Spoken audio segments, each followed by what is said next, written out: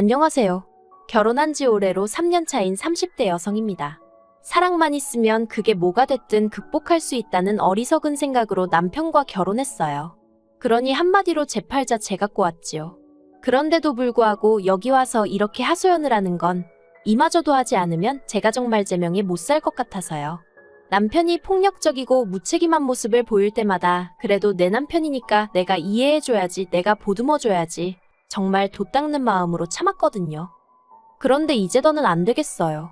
36살이란 제 나이가 이미 늦었다고, 모든 걸 단념하고 살기엔 너무 아깝다는 생각도 들고요.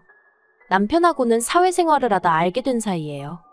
당시 저는 의류회사를 다니고 있었고 남편은 거래처 직원이었죠. 처음엔 회사 일로 연락을 주고받았는데 그 횟수가 빈번해지다가 몇 번 만나면서 사적인 얘기도 조금씩 나누게 되고, 그게 계기가 되어서 알게 된 지 2년 만에 정식으로 연애를 시작했네요. 비록 사내 커플은 아니었지만 그래도 뒤에서 이런저런 말 나오는 게 싫어서 사람들한테는 알리지 않고 있다가 본격적으로 결혼 준비를 시작하면서 그동안 남편과 연애 중이었단 소식을 전했어요. 사실 제 연애 소식이 뭐라고 그렇게 쉬쉬했나 하는 사람들도 있었겠지만 거기엔 제 나름대로 이유가 있었습니다. 저희 친정부모님은 제가 중학생 때 이혼을 하셨거든요. 이런 말이 어떻게 들릴지 모르겠지만 솔직히 부모님의 이혼 소식을 들었을 때 별로 그다지 놀라진 않았어요. 워낙에 어려서부터 두 분 사이에 다툼이 잦았기에 평생 같이 사실 것 같진 않았거든요. 아무튼 그래도 외도를 했다거나 그런 건 아니었기에 비교적 원만하게 헤어지셨답니다. 저는 친정어머니를 따라갔고요. 하지만 원만하게 헤어지셨다고 해도 이혼이 저에게 미친 영향은 꽤나 컸습니다. 일단 저희 부모님은 같이 장사를 하셨다 보니 동네에 같이 아는 분들이 참으로 많으셨어요. 그렇다 보니 사람들끼리 이러쿵저러쿵 걱정이 되니까 그러는 거라곤 했지만 그래도 별의별 소리가 다 나오더라고요. 그래서 그때 저도 결심했죠. 누구를 만나고 헤어지는 건 정말 조심해야 되는 일이라고요. 사람들한테 괜히 말할 필요도 없고. 그래서 남편과 연애를 시작했을 때도 남들이 알게 될까봐 조심조심했던 거예요. 아무튼 그렇게 주변 사람들에게 알리고 양쪽 부모님들을 만나서 인사도 드렸습니다. 그런데 시댁이 가난한 건 알고 있었어요.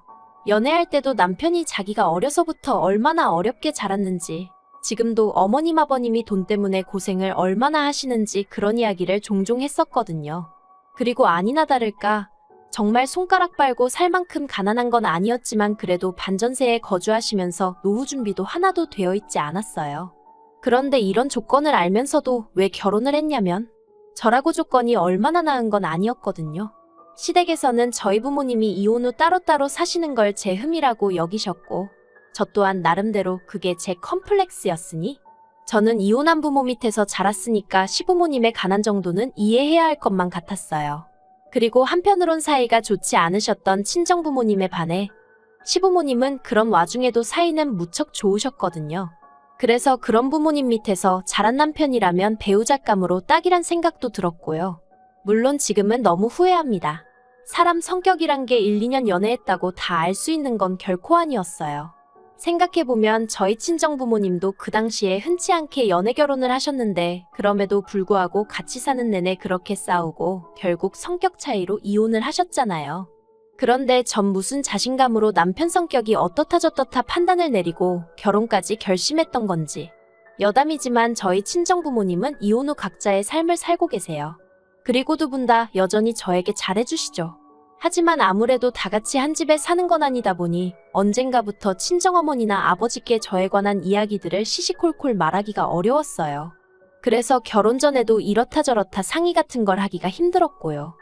아무튼 그래서 제 나름대로 제 조건도 완벽치 않으니 가난한 시댁 정도는 제가 안고 가야 할 문제라고 생각을 하고 그렇게 결혼을 결심하게 되었네요. 그런데 제가 정말 생각이 짧았습니다. 가난한 시댁도 문제였고 남편은 결혼 후 제가 전혀 예상하지 못한 모습을 보여주기 시작했거든요. 그건 바로 술이었어요. 연애하는 동안에도 둘이 가끔 술을 마신 적은 있어요. 하지만 대부분은 저녁 식사를 하면서 가볍게 맥주 한두 캔을 마시는 정도였고 술이 약했던 저에 반해 남편은 그렇지 않다 보니 저는 남편에게 주사가 있다고는 꿈에도 상상하지 못했습니다. 언젠가 한번 고등학교 친구들을 만난다고 나갔다가 필름이 끊겨서 들어온 적이 있긴 했었는데 그냥 어느 다른 남자들처럼 어쩌다 정말 진탕 마시고 그렇게 되었나 보다고만 생각했었고요. 그런데 결혼하고 나니까 술만 먹고 나면 저에게 시비를 겁니다. 현관에 들어설 때부터 소리를 지르면서 들어오고 밤새도록 저한테 야 해대는데 그게 너무 듣기 싫고 공포스럽기까지 했어요. 대답을 해주면 얘기가 어디로 튈지 모르니까 눈 딱 감고 자는 척도 해봤는데 그러면 또 대답을 안 한다고 자기를 무시하는 거냐며 별의별 욕을 다 해댔죠. 그리고는 집안에 작은 기물들을 던지기도 했고요. 하지만 작은 기물이라고 해도 거실 바닥이고 안방 바닥에 널브러진 휴지곽이며 리모컨이며 깨진 화분 같은 걸 보고 있으면 그저 눈물만 주룩주룩 흐르더라니까요.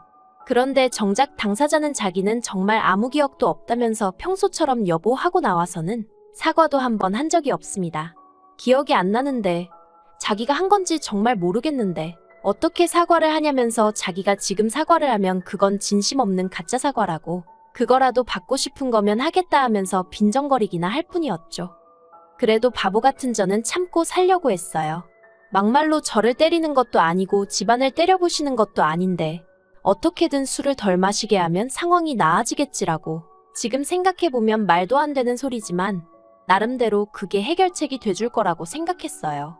그래서 남편이 술 약속이 잡히고 그럴 때면 어떻게든 빨리 들어오게 하려고 가진 술을 다 쓰기도 했는데 결론은 별로 소용은 없더라고요. 나중엔 아예 제 전화를 받지를 않았으니까요. 하지만 그래도 어떻게든 품고 살려고 했어요. 친정부모님도 이혼을 하셨는데 저까지 이혼을 한다고 하면 그래도 친정부모님 두 분 다 얼마나 속상해 하실까 하는 걱정도 되었고 말하기 좋아하는 사람들이 얼마나 신이 나서 떠들까 싶은 게 그런 건 이제 겪기 싫었죠. 그래서 어떻게든 제가 내린 결정을 책임지려고 했어요. 그런데 이젠 못하겠습니다. 주사 문제도 힘들어 죽겠는데 돈 문제까지 얽혀버렸거든요. 결혼 당시 시댁으로부터 받은 도움은 전혀 없어요. 반면에 친정에선 그래도 친정어머니가 3천, 친정아버지가 1,000만 원 해주셨죠. 그런데 이를 알고 시부모님께서 기껏 하신 말씀이 남편이 저보다 연봉이 높지 않냐 이거였는데 그래요. 연봉 자체만 놓고 말하자면 어머님 아버님 말씀대로 남편이 저보다 잘 벌었어요. 하지만 그러면 뭘 하나요? 주식이니 술이니 이래저래 저한테 주기도 전에 까먹는 돈이 얼마나 많았는데 그래도 저 별말 안 했습니다. 결혼 전에 약속한 생활비가 있었는데 그래도 그건 꼬박꼬박 가져다 주니까 그 외에는 남편이 어떻게 쓰던지 말던지 저도 신경 쓰기 싫고 머리 아프기 싫어서 말 안 했어요. 그리고 말이 나왔으니 말이지만 해주신 거 없다고 부모가 아닌 건 아닌데 그래도 가까이 산다는 이유로 그리고 이제 자식이 결혼까지 했으니 당신들도 남들처럼 효도 좀 받아봐야겠다는 말씀을 하시며 시도 때도 없이 저희를 불러대셨거든요. 점심 먹자, 저녁 먹자, 어디 맛집 가자, 영화 보러 가자. 그리고 그럴 때마다 돈은 의뢰껏 저희 부부가 냈고요. 그런데 어느 날 문득 제가 계산을 해보니까 그런 식으로 시부모님을 한 달에 적게는 5번 많게는 10번도 보더라고요. 그러니 그 돈이 얼마였겠어요. 그런데 저 친정부모님은 2년 동안 6번 뵈었습니다. 친정부모님이 멀리 사시고 따로 사신다고 해도 차이가 너무 심하잖아요. 그러니까 정신이 탁 드는 게 그러다 올해 초 어떤 계기로 제가 새로운 도전을 꿈꾸게 되었어요. 그런데 원래 도전이라는 게 돈이 없으면 어렵잖아요. 그리고 저는 절대 은연중에라도 뭘 바라거나 그런 뜻은 없었는데 별 생각 없이 친정어머니랑 통화 중에 얘기를 한 거죠. 배워보고 싶은 게 있는데 돈이 제법 들 것 같다. 지나가는 말처럼요. 그랬더니 친정어머니가 그러면 엄마가 좀 보태줄게 하시길래 제가 괜찮다고 안 도와주셔도 된다고 아주 손사래를 쳤거든요. 그런데 이튿날 친정어머니가 제 계좌로 2천만 원이랑 큰돈을 보내셨습니다. 이 돈이 어디서 났냐 하니까 어디서 나긴 엄마가 벌었지 하시는데 문득 이혼 후 혼자 고생하시던 친정어머니 모습이 생각나서 감정이 북받치더라고요. 그래서 이 돈은 절대 못 받는다 못 쓴다 했는데 괜찮다고 그냥 받으라며 꼭 뭘 배우는데 쓰지 않더라도 비상금으로 가지고 있으라셨어요. 아무리 가정주부라고 하더라도 얼마 정도는 주머니에 가지고 있어야 하는 법이라면서요. 그래서 제가 이거 안 줘도 나 돈 있어 하는데도 원래 엄마 마음이란 게 그렇지가 않다면서 그래서 더는 거절 안 하고 제가 갖고 있기로 한 거죠. 그런데 그런 일이 있고 얼마 지나지 않아 남편이 회사에서 사고를 치고 왔습니다. 남편이 회사 동료들하고 술 딱 한 잔만 하고 온다길래 그러라 한 게 화근이었죠. 새벽 2시, 3시가 돼도 집에 안 오더니 경찰에서 연락이 왔어요. 사실 필름이 끊기는 일은 있었어도 저를 괴롭히긴 했어도 어떻게든 기어서라도 집에는 들어오던 인간이었거든요. 그런데 경찰에서 연락이 왔으니 얼마나 제가 놀랐겠어요. 그래서 불이 나게 경찰서로 쫓아갔더니 세상에 남편이 자기 동료를 팼더라고요. 이게 다 무슨 일이냐, 어떻게 된 거냐 하니까 얻어맞았다는 동료가 하는 말이 술버릇이 진짜 개같다면서 실적 문제 가지고 얘기가 나오니까 자기더러 부장이랑 잤냐 어쨌냐에 대더니 대뜸 자기 가방을 패대기를 쳐가지고 그 안에 있는 노트북이랑 뭐 이것저것 다 망가졌다는 거예요. 그러면서 이거 그냥 안 넘어갈 거라는데 일단은 제가 할 수 있는 게 뭐가 있었겠어요. 계속해서 죄송하다 머리만 조아렸죠. 그리고 어떻게 해서 집에 데리고 오기는 했는데 이건 진짜 왼수도 이런 왼수가 없다 싶은 게 속 터져 죽겠더라고요. 하지만 여기까지 했으면 됐다. 나머지는 남편이 알아서 하게 내버려둘 심산이었습니다. 자기도 술 처먹고 사고를 치면 어떤 후폭풍이 오는지 알아야 할 거 아닌가 싶어서요. 그런데 바로 다음날 회사에 출근은 했는데 이제 회사에서도 난리가 났나 봐요. 그 맞았다는 동료가 저희 남편이 부장이랑 잤냐 어쨌냐 그랬다는 소리까지 다 얘기를 해서는 그 부장도 명예훼손으로 고소하겠다고 뒤집어지고, 그러자 회사에선 남편더러 합의해라. 합의하면 회사에서 내보내진 않겠다 그렇게 나오더랍니다. 남편이 그 이야기를 저한테 하면서 아주 징징거리고 쥐어짜대는데 솔직히 제 기분이요? 뭐 어쩌라고였어요. 내가 너 그렇게 술 처먹고 다닐 때 알아봤다 이거였죠. 그런데 남편이 합의해야 할 거 아니냐면서 저더러 돈 좀 달랍니다.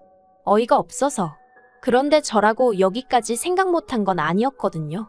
물론 회사 사람을 상대로 이런 일이 있을 줄은 몰랐지만 아무튼 그래서 제가 돈이 어딨냐, 당신 그간 나 생활비라고 얼마 떼주고 나머지론 다 뭐했냐, 당신이 알아서 해라 했습니다. 그랬더니 대번에 하는 말이 장모님이 돈 주신 거 있지 않냐는 거예요. 그건 어떻게 알았냐니까 그냥 어쩌다 제 통장 내역을 봤다면서 얼버무리는데 어이가 없어서. 그래서 그건 나 필요한데 쓰시라고 주신 거지, 당신 사고 친 거 수습하라고 주신 돈 아니라고, 그러니 꿈도 꾸지 말라고 했어요. 그리고는 제가 시부모님께 바로 전화를 걸어 지금 남편이 술 먹고 사고를 쳐서 한 1,000만 원 정도 필요하다고 하는데 어떻게 좀 도와주실 수 있냐 물었습니다. 그랬더니 수화기 너머로 깊은 한숨이 전해져 오더니 알겠다고 하시더라고요. 아무튼 그래서 그렇게 시부모님한테 1,000만 원 받아서 우여곡절 끝에 남편이 합의는 했는데 그 과정에서 내내 남편이 한다는 말이 자기 부모님은 돈이 없는데 이 돈이 어디서 난 건지 모르겠다. 형편도 어려운 분들이 자기 때문에 이 돈을 마련하시느라 고생하셨을 걸 생각하니 눈물이 난다. 말만 들으면 효자도 세상에 그런 효자가 없구나 싶을 정도였죠. 어이가 없었어요. 친정어머니가 주신 돈은 별거 아니라는 듯 빌려 쓰려고 들더니 아주 시부모님 돈은 벌벌 떠는 게. 그런데 제가 정말 이 인간 안 되겠구나, 이혼해야겠구나 생각하게 된 결정적인 이유는 따로 있었습니다. 알고 보니까 시부모님이 소위 사채를 쓰신 거였어요. 너무 황당해서 제가 시부모님께 도대체 무슨 생각으로 사채를 쓰셨냐니까 아들이 죽겠다는데 생각은 무슨 생각을 했겠냐며, 그런데 당신들은 사채 이자가 그렇게 비싼 줄 몰랐다고, 어떡하면 좋으냐고 앓는 소리 죽는 소리를 해오셨거든요. 그러자 남편이 이게 다 저 때문이지 않냐면서 가지고 있는 돈으로 빌려주면 좋았을 걸 그거 몇 푼이나 된다고 유세를 부려서 자기 부모님 사채까지 쓰게 만드느냐고 저한테 쌍욕을 퍼붓더라니까요. 어이가 없었죠. 애시당초 남편이 술 먹고 깽판만 치지 않았으면 이런 일이 안 생겼을 걸 거기까진 따지지도 않고 돈 들고 있으면서도 안 빌려주는 제 탓이라고 우겨대는 꼬락서니가. 그래서 제가 남편더러 그걸 말이라고 하냐, 이게 다 누구 때문인지 정말 몰라서 이러냐고 따지니까 아무튼 사채빚은 저더러 갚으랍니다. 됐다고 제가 화를 냈어요. 말도 말 같은 소리를 해야지 상대를 해줄 거 아니냐고. 그랬더니 남편이 그러면 저희 친정부모님께 전화를 할 거래요. 딸만 자식이고 사위는 자식도 아니냐고, 사위인 자기한테도 돈 좀 해달라고 할 거라나요? 제가 그러기만 해보라고 가만 안 둘 거라고 했습니다. 하지만 남편이란 작자가 아주 눈이 돌아가기라도 했던 건지 기어이 제 친정에 전화를 했더라고요. 다행히 친정어머니께선 어느 정도 돌아가는 상황을 알고 계셨기에 또 술 먹고 이런 소리를 하는 거냐 화를 내시곤 그대로 다시 저희 시부모님한테 전화드리고 난리도 그런 난리가 없었네요. 그래도 다행히 저희 시부모님도 이번 일을 통해서 남편의 주사가 생각보다 심한 문제라는 걸 인지하셨기에 저와 친정 부모님께 유감의 뜻을 전해오긴 하셨습니다만 결국 그 염치라는 것도 핏줄의 흐르기라도 아는 건지 어찌됐건 일단 급한 불은 꺼야 하지 않겠냐며 어머님께서 저희 친정어머니더러 돈 좀 빌려달라고 하셨다는 겁니다. 갚는 것도 되는 대로 조금씩 돌아가시기 전엔 다 갚을 거라고 하시면서요. 저희 친정어머니 말씀이 정말 기도 안 차시더래요. 사돈만 아니었으면 정말 뭐라고 한마디 하고 싶으셨답니다. 아무튼 이런 난리통을 단 며칠 만에 겪었으니 제가 남편한테 정이 얼마나 떨어졌겠어요. 그래서 남편한테 이 꼴쩍 꼴다 보기 싫고 친정어머니께도 죄송하고 이번에 그냥 어떻게 넘어간다고 해도 또 이런 일이 없으란 법이 있냐? 안 될 것 같다 헤어지자 했습니다. 솔직히 이제 와서 말이지만 남편과 살면서 여러 가지로 실망을 했기에 이후로 제가 임신하는 게 걱정스러워 잠자리에 좀 소극적이었어요. 그 일로 남편과도 여러 번 아닌 게 아니라 다투기도 했었고요. 근데 정말이지 그러길 잘했다는 생각만 들더라니까요. 남편도 제가 이렇게 피도 눈물도 없는 인간인지 몰랐다며 그래야자 이혼하고 나오는데 기도 안 차서 자기 사고 친 거 메꾸느라 진 빚을 안 갚아준다고 피도 눈물도 없다니 정말 황당하죠. 친정어머니께선 아니다 싶을 땐 결단을 내려야 한다며 저더러 이혼하라고 하셨어요. 당신이 이혼을 하셨다 보니 행여나 쉽게 말한다 소리가 나올까봐 그간 몇 번이나 이혼하라 소리가 목구멍 끝까지 올라왔는데 참으셨었다며 이젠 정말 해야겠다고 이혼 그거 별거 아니라며 저더러 제 능력으로 벌어먹고 살 수 있는데 뭐가 걱정이냐 그리고 엄마도 있으니 기죽지 마라. 그 말이 어찌나 힘이 되던지 괜히 눈물까지 나더라니까요. 그래서 어제 남편하고 이혼 서류 접수했고요. 이제 시간만 흐르면 되는 상황입니다. 부디 한 달 동안 남편이 정신을 차린다던가 그래서 이혼만큼은 하기 싫어진다던가 그런 불상사는 없었으면 좋겠어요.